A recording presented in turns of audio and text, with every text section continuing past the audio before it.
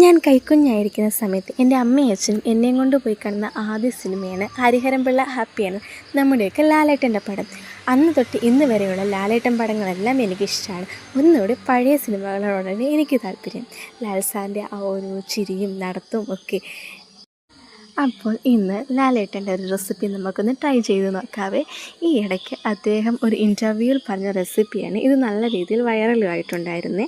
അപ്പോൾ നമുക്കൊന്ന് ചെയ്ത് നോക്കാം. ഇതിന് ആദ്യം ഒരു പാനിലേക്ക് കുറച്ച് ഗീ ഇട്ടിട്ട് ഏത്തപ്പഴം അരിഞ്ഞു വെച്ചിരിക്കുന്നതും കൂടെ ചേർത്തിട്ട് ഒരു ബ്രൗൺ കളർ വരുന്നത് വരെ ഇളക്കി ചേർത്ത് നമുക്ക് കുറച്ച് നാളികേരവും ശർക്കരയും കൂടെ ചേർത്ത് ഒന്ന് വഴറ്റിയെടുക്കാതെ വഴറ്റിയെടുത്ത ഇത് റെഡിയായ ശേഷം ഒരു പാത്രത്തിലോട്ട് മാറ്റിയിട്ട് അതിന് മുകളിലേക്ക് കുറച്ച് ഐസ്ക്രീം കൂടെ വെച്ചിട്ട് നമുക്കിത് സെർവ് ചെയ്യാവേ.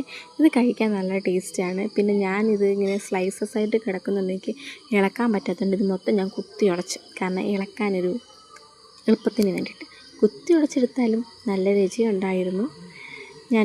ഞാൻ തന്നെ അത് മൊത്തം തിന്നുണ്ടായിരുന്നു. വീട്ടിലാരും കഴിച്ചില്ല, കാരണം അതിൻ്റെ കുറച്ച് ഭാഗങ്ങൾ കരിഞ്ഞു പോയായിരുന്നു. കരിഞ്ഞെങ്കിലും നല്ല ടേസ്റ്റായിരുന്നു. ഐസ്ക്രീമിൻ്റെയും ഈ നാളികേരത്തിൻ്റെയും ശർക്കരയുടെയൊക്കെ രുചിയും നല്ലതായിരുന്നു. അപ്പോൾ ഞാൻ ആദ്യം കണ്ട സിനിമയുടെ കാര്യം പറഞ്ഞു. ആദ്യം ഞാൻ കണ്ടില്ല, കൈക്കുഞ്ഞായിരുന്നു. എന്നാലും അമ്മയും അച്ഛനും പറഞ്ഞൊരു ഓർമ്മയിൽ നിന്ന് പറഞ്ഞു.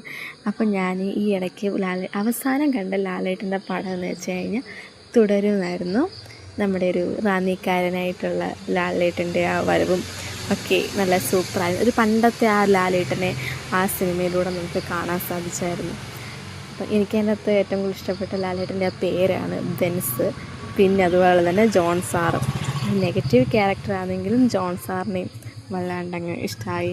നല്ല അഭിനയമായിരുന്നു. അതുപോലെ തന്നെ ശോഭനാമാവും ലാൽ സാറും കൂടെ ഉള്ളൊരു കോമ്പിനേഷൻ വളരെ നല്ലതായിരുന്നു. സൂപ്പർ പടമായിരുന്നു. അപ്പം എല്ലാവരും കാണണേ.